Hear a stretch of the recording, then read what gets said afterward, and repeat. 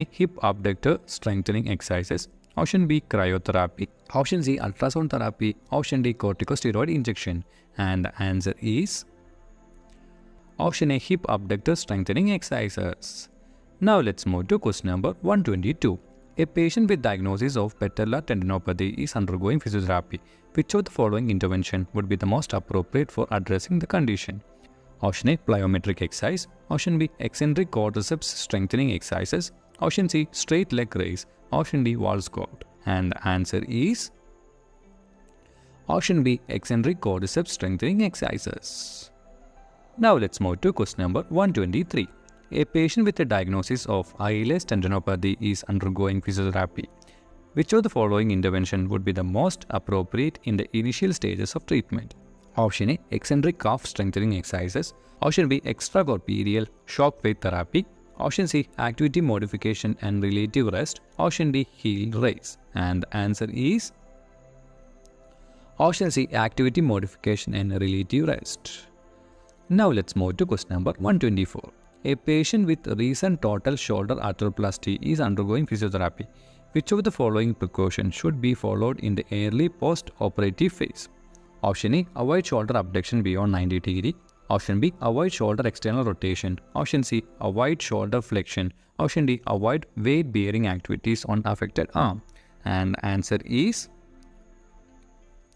option A, avoid shoulder abduction beyond 90 degrees. Now let's move to question number 125. A patient with diagnosis of femoroacetabular impingement is undergoing physiotherapy. Which of the following exercises would be the most appropriate for improving hip mobility and reducing impingement? Option A, lunges. Option B, quadruped rocking. Option C, straight leg raises. Option D, bridging exercises. And the answer is option B, quadruped rocking. Now let's move to question number 126. A patient with diagnosis of lateral epicondylitis, that's tennis elbow, is undergoing physiotherapy. Which of the following intervention would be the most appropriate in initial stages of treatment? Option A, eccentric wrist extensor strengthening exercises. Option B, corticosteroid injections. Option C, cross friction massages. Option D, activity modification and relative rest. And the answer is option A, activity modification and relative rest. Now let's move to question number 127. A patient with a diagnosis of Duchenne muscular dystrophy is undergoing physiotherapy. Which of the following intervention would be the most appropriate for maintaining functional ability? Option A, progressive resistance exercises. Option B, hydrotherapy and aquatic exercises. Option C, electromyographic biofeedback. Option D, extracorporeal shock wave therapy. And the answer is option B, hydrotherapy and aquatic exercises. Now let's move to question number 128.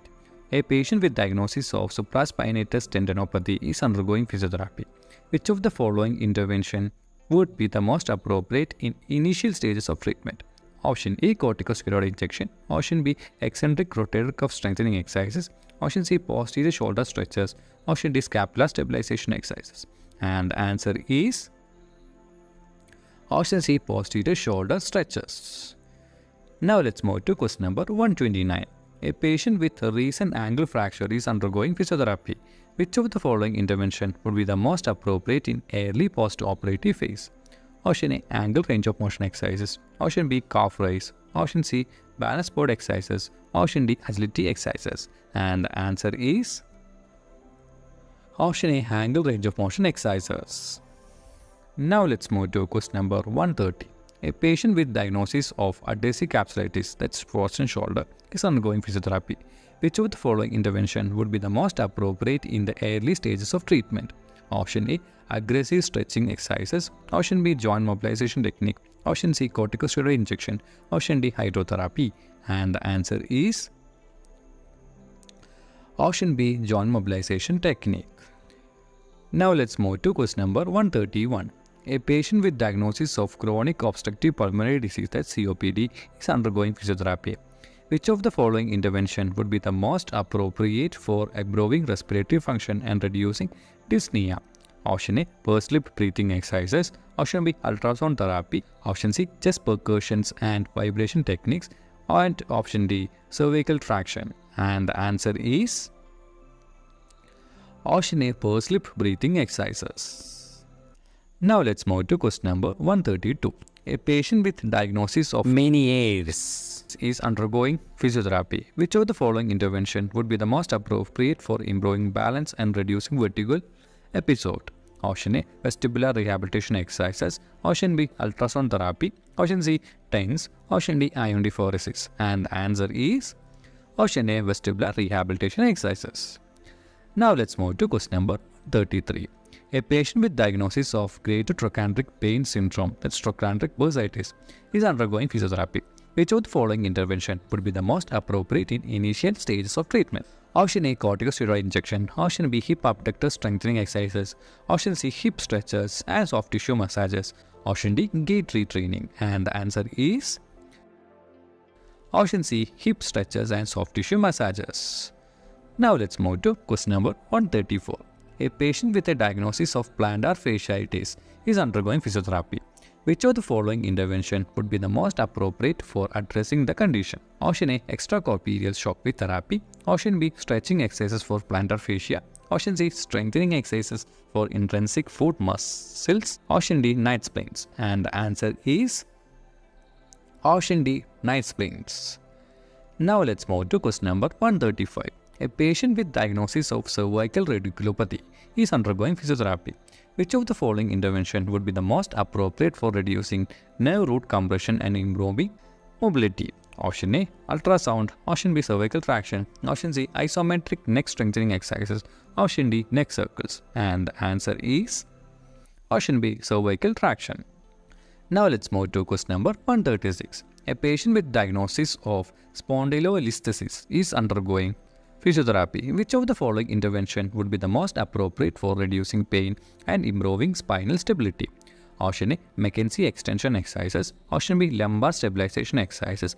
Option C, lumbar traction. Option D, transcutaneous electrical nerve stimulation, that's TENS. And the answer is option B, lumbar stabilization exercises. Now let's move to question number 137.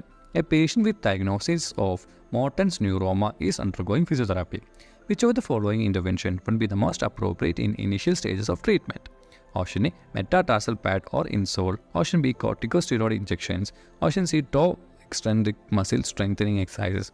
Option D, extracorporeal shockwave therapy. And the answer is option A, metatarsal pad or insoles. Now let's move to question number 138. A patient with diagnosis of anterior cruciate ligament, that's ACL deficiency, is undergoing physiotherapy. Which of the following intervention would be the most appropriate for improving proprioception and functional stability? Option A, cross chain squats. Option B, agility drills. Option C, stationary cycling. Option D, isometrics of quadriceps contraction. And the answer is option B, agility drills. Now let's move to question number 139. A patient with a diagnosis of Ramsay-Hunt syndrome is undergoing physiotherapy. Which of the following intervention would be the most appropriate for managing facial palsy? Option A, neuromuscular electrical stimulation. Option B, mirror therapy. Option C, trigger point dry needling. Option D, myofascial release. And the answer is option A, neuromuscular electrical stimulation. Now let's move to question number 140. A patient with diagnosis of patellofemoral pain syndrome, that's PFPS, is undergoing physiotherapy. Which of the following intervention would be the most appropriate for addressing quadriceps muscle imbalance and patellar tracking? Option A, straight leg raise. Option B, wall squat.